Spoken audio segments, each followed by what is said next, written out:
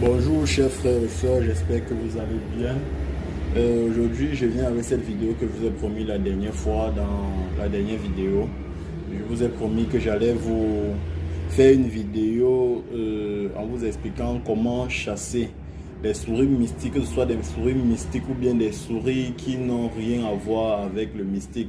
Voilà, les souris simples. Voilà. Et également comment chasser les lézards blancs. Alors, il y a certaines personnes dans leur maison, ils vont constater qu'il y a les lézards blancs qui marchent sur le plafond, qui marchent sur les murs. Voilà, c'est un lézard blanc.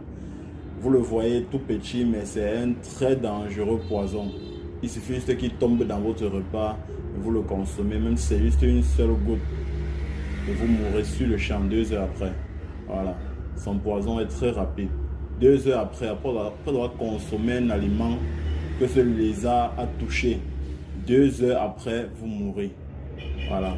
Donc, je vous ai promis la dernière fois que je vais vous montrer comment chasser tous ces reptiles-là de la maison. Voilà. Et j'espère que je n'ai pas mis trop de temps à faire cette vidéo. Voilà. Vu les conditions actuelles, pas seulement au Cameroun, mais partout dans le monde entier. Voilà, on n'arrive plus à faire des choses comme il faut.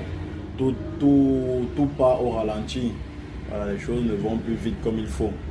Mais comme j'ai promis, j'ai tenu à respecter ma promesse. Voilà. Donc, sachez que la souris dans la maison, généralement, n'est pas au départ une souris mystique envoyée par des mauvais esprits.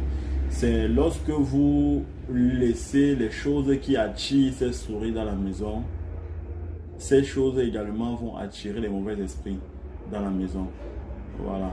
Et quand les mauvais esprits vont constater que les souris se sentent à l'aise chez vous, alors ils vont utiliser maintenant ces souris-là pour vous déranger. On peut dire au départ, tous les animaux ne sont pas des animaux mystiques, y compris l'hibou, y compris le serpent. Parce que beaucoup de personnes, lorsqu'ils voient l'hibou, ils pensent directement aux sorciers. Lorsqu'ils voient le serpent, ils pensent directement aux sorciers. Non, c'est tout simplement parce que ces animaux-là, qu'on utilise pour faire du mal, ont certaines capacités que d'autres n'ont pas. Par exemple, l'hibou. L'hibou marche beaucoup plus dans la nuit.